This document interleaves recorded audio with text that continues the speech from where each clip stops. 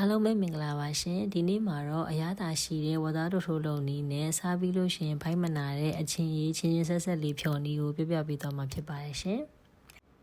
ညီမကတော့ဒီနေ့မှာဝက်နှလုံးရဲ့အချင်းတိုင်ရဲ့အသေးရဲ့ဝက်ဥရဲ့သုံးတက်သားရဲ့သုံးထားပါတယ်ရှင်သုံးတက်သားကတော့ညီမ online မှာခုတ်ပြီးသားလေးဖြစ်သွားတော့ပေါ့နော်အမှန်တကယ်ကတော့အတုံးလိုက်ဆိုရင်ပို့ပြီးတော့အဆင်ပြေပါတယ်အရသာအတွက်ကတော့ဟင်းကြုံမို့ထမင်းစားစွန်းတစ်စုံထည့်ပါမယ်စားထမင်းစားစွန်းနဲ့တစ်စုံထည့်ပါမယ်ရှင်ပဲငယ်မြာရီအကြီးထမင်းစားစွန်းနဲ့နှစ်စွန်းထည့်ပါမယ်ရှင်ပဲငယ်မြာရီအပြည့်ပေါ့နော်ဆွိဆွိုင်းစောကိုလည်းထမင်းစားစွန်းနဲ့နှစ်စွန်းထည့်ပါမယ်ရှင်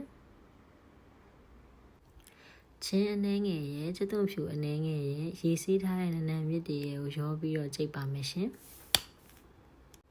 ခုနကကြိတ်ထားတဲ့ဟာတွေကိုအရင်ညှစ်ပြီးတော့ဝတ်သားတွေကိုထည့်ပါမယ်ပြီးရင်တော့အားလုံးကိုရောပြီးတော့နေပြီးမှဖြစ်ပါရဲ့ရှင်ညီမကမနက်မှာချက်ဖို့အတွက်ဝတ်သားတို့ကိုညကလေးကအရသာကြိုပြီးတော့နှက်ထားတာဖြစ်ပါတယ်တညအကြိုပြီးတော့အရသာနေပြီးတော့နှက်ထားပြီးရေခဲတစ်တိုင်မှာတင်ထားရင်ဝတ်သားတို့ကအရသာပို့ပြီးတော့စားကောင်းပါရဲ့ရှင်ဒါကတော့ညကလေးကအရသာနေပြီးတော့နှက်ထားတဲ့ဝတ်သားတွေရဲ့အနေထားလေးဖြစ်ပါရဲ့ရှင်အသေးရလွဲပြီးတော့ဂျန်တဲ့ကလေးစားတွေအကုန်လုံးကိုရေနွေးထဲမှာထည့်ပြီးတော့ပြုတ်ပါမယ်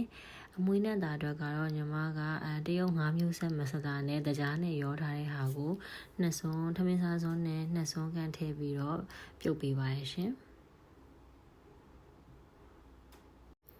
အသေးရကြတော့ကြက်လဲကြက်လွယ်တယ်ပြီးလို့ရှိရင်အသေးကိုအကြာကြီးပြုတ်တယ်ဆိုလို့ရှိရင်အသေးကမမကြီးဖြစ်သွားပြီးတော့စားမကောင်းတာကြောင့်မလို့ဝက်အသေးကိုနောက်မှထည့်ပြီးတော့ပြုတ်ပါပါအရင်အဆုံးကလီစာတွေပေါ့နော်ရှေ့ကလီစာတွေကိုမိနစ်20လောက်ပြုတ်ပြီးပြီဆိုလို့ရှိရင်ပြုတ်ထားတဲ့အခွန်တော်ထားတဲ့ဘဲဥလေးတွေကိုထည့်ပေးပါမယ်ရှင်ပြီးကြလို့ရှိရင်တော့ခုနကခြံထားခဲ့တဲ့အသေးကိုထည့်ပါမယ်ညကလေးကနှက်ထားတဲ့ဝက်သားနှက်ထားတဲ့အရည်တွေပေါ့နော်အဲ့ဒါလည်းတစ်ခါလေးလောင်းထည့်လိုက်ပါတယ်အဖုံးအုပ်ပြီးခဏတည်ပြီးသွားပြီဆိုလို့ရှိရင်တော့ဝက်အသေးရနေပြီးတော့ထွက်လာတဲ့သွေးပေါ့နော်အမဲဘက်လေးတွေကိုပြန်ပြီးတော့ဖယ်ပေးရမှာဖြစ်ပါတယ်ရှင်ဝါသားတို့အိုးတက်ထားတော့မှအချင်းဖြောပါမယ်အရင်ဦးဆုံးရည်နွေးအနှဲငယ်တွေကိုငရုတ်ဆော့အချင်းကိုထည့်ပေးပါမယ်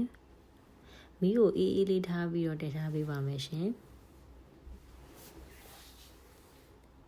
ရုပ်စောအရေးလေးတွေအနက်နက်ဆက်ဆက်ဖြစ်သွားပြီးတော့အရေးပျော်သွားပြီဆိုလို့ရှိရင်တော့အရသာစပြီးတော့ထည့်ပါမယ်ရှင်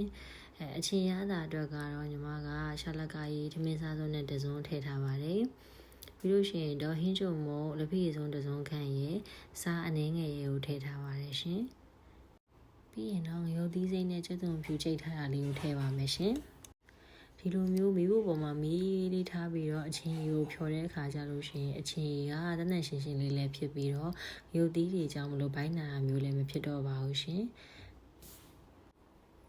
ချင်းကန်ဆက်အရသာကိုလိုသလိုမြည်ကြည့်ပြီးလို့ရှိရင်တော့အရသာလိုအပ်တာရှိရင်ထပ်ပြီးတော့ထည့်နိုင်ပါတယ်ညီမကတော့အချင်းချင်းလေးပို့ပြီးတော့စားကျင်တာကြောင့်မလို့တမယာသီးထပ်ပြီးတော့ညှစ်ပြီးတော့ထည့်ထားပါတယ်ရှင်ခုနကတည်ထားတဲ့ဝတ်သားတို့အိုးလေးကလည်းကြက်ပြီးဆိုတော့ညီမတို့ဝတ်သားလေးတွေကိုလီးပြီးတော့ပွဲပြင်ပါမယ်ရှင်ညီမတို့တဲ့ဝတ်သားတို့ပြုတ်တဲ့ကြာချိန်ကတော့45မိနစ်50လောက်တော့ကြာပါတယ်အေးဦးဆုံးကြက်လွယ်တဲ့အသားတွေရဲ့ဥတွေရဲ့ပေါ့နော်အပြီးရှင်အသေးရဲ့အဲ့ဒါလေးကိုဆယ်ပြီးတော့လီးပါမယ်နှလုံးကတော့နောက်ဆုံးမှထားပြီးတော့ညီမဆယ်ပြီးတော့လီးပါတယ်ကဲအခုဆိုလို့ရှိရင်တော့တန်တန်ရှင်းရှင်းလေးနဲ့အိမ်မှာဘိုင်ဝနေအောင်စားလို့ရတဲ့ဝတ်သားတို့ထိုးနဲ့အချင်းကြီးလေးကတော့ဖြော်လို့ပြီးသွားပါပြီရှင်ဗီဒီယိုလေးကိုအဆုံးထိကြည့်ပေးတဲ့အတွက်အားလုံးကိုကျေးဇူးအများကြီးတင်ပါတယ်နော်